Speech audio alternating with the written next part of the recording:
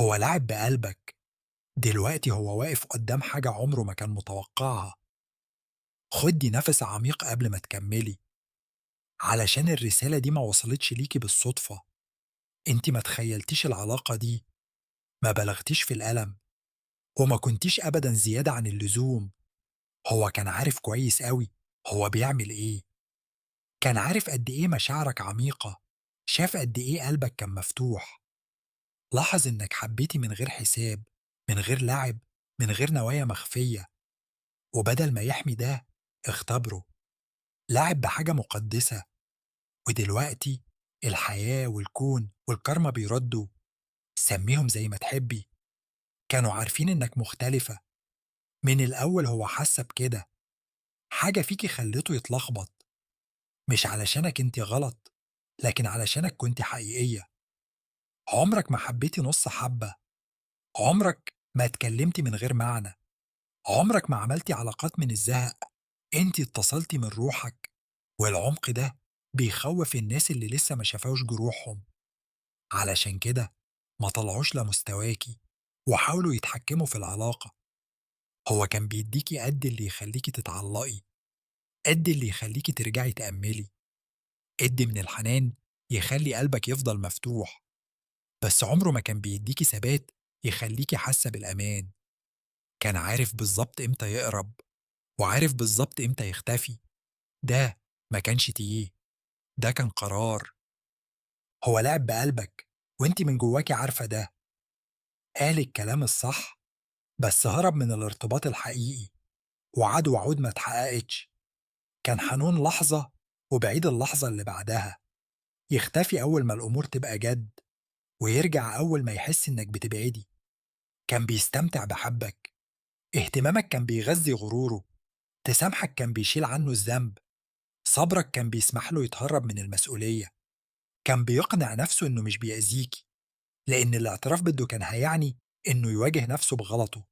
فابتدى يحكي لها لنفسه: أنا مش جاهز. ما كنتش عايز أجرحها. هي حساسة شوية.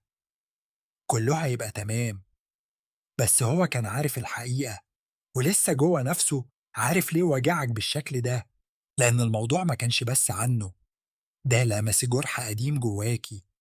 انت بتحبي بأمل، مش بس عشانه، لكن علشان اللي الحب ممكن يكونه. كنت مؤمنة إن المجهود ليه قيمة. كنت مؤمنة إن الصراحة ليها قيمة. كنت مؤمنة إنك لو كنت حاضرة بجد، في يوم حد تاني هيكون كده. ولما هو ابتدى يلعب ألعاب، ما وجعش بس قلبك، هز نظامك الداخلي كله. سألتي نفسك: أنا ما كنتش كفاية؟ أنا حبيت زيادة؟ ليه دايما بدي أكتر؟ بس اسمعيني كويس. حبك عمره ما كان المشكلة. حبك وراله هو ناقص إيه. ودلوقتي هو بيواجه حاجة ما كانش متوقعها. لما ماشي، أو بعد، أو افتكر إنه كسب، صدق إنه هيهرب من النتايج. بس الحياة مش بتمشي كده. دلوقتي هو عايش فراغ عاطفي. نوع الفراغ اللي بيظهر في السكوت، اللي مفيش حاجة بتمله. هو مفتقد قد إيه كنتِ مهتمة بيه. مفتقد إنه يتفهم من غير ما يشرح. مفتقد الأمان العاطفي اللي كنتِ بتديه له. وابتدى يفهم حاجة تخوّف. العلاقات زي اللي كانت بينكم نادرة. الندم ساكت بس تقيل. يمكن ما يكلمكيش، يمكن ما يعتذرش، يمكن ما يعترفش. بس الندم مش محتاج كلام. بيبان لما حد تاني ما يحبوش زي ما انت حبيتيه. فاكر صبرك. شايف قد ايه استحملتي. بيقارن كل علاقة جديدة بيكي، ومفيش ولا واحدة قريبة. كان فاكر ان معاه وقت. كان فاكر انك دايما هتفضلي موجودة. كان فاكر انه يقدر يرجع وقت ما يحب. دلوقتي بيتعلم ان في ابواب ما بتتفتحش تاني بنفس الطريقة. ليه كان لازم تعيشي ده؟ لانك ما كنتيش بتتقصصي، انت كنت بتتجهزي. التجربة دي علمتك تميزي التلاعب العاطفي، تصدقي إحساسك، وتبطلي تدي نفسك لناس بيدوكي قليل القليل. وجعك لأنه كان مهم، بس في نفس الوقت قواك. النهاردة انت بتشوفي الإشارات بدري، حاسة بقيمتك أوضح. ما بتتسوليش الحب القليل، والنضج ده كان ليه تمن، بس ما كانش على الفاضي. هو دلوقتي واقف قدام نفسه، ودي أصعب نتيجة. ما ينفعش يفضّل يشتِّت نفسه طول عمره، ما ينفعش يهرب من نمطه طول حياته، ما ينفعش يفضّل يخسر ناس حقيقيين من غير ما في يوم يسأل نفسه ليه. أنتِ كنتِ مرايته، ولمّا مشيتِ عاطفيًا أو جسديًا خدتِ منه المراية. دلوقتي هو فاضل مع خوفه من القُرب، جروحه اللي ما اتعالجتش وهروبه العاطفي، وما بقاش عنده حد يلومه.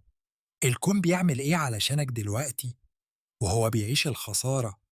أنتِ بتتغيّري وتتعدلي من أول وجديد، قلبك بيشفى، معاييرك بتعلى، طاقتك بتتبدل.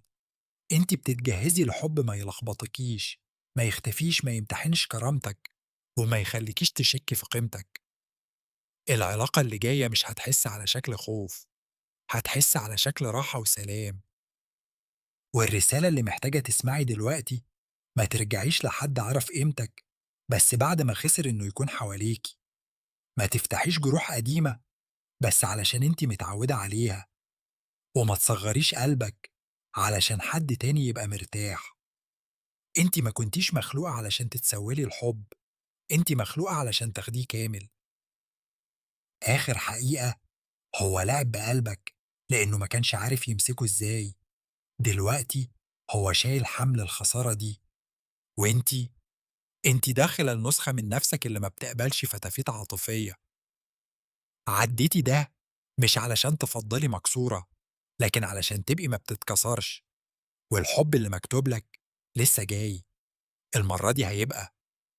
لو الفيديو ده أدّاكِ حاجة، ما تنسيش تعملي لايك، تشيريه، وتشتركي في القناة. شكرًا على دعمك.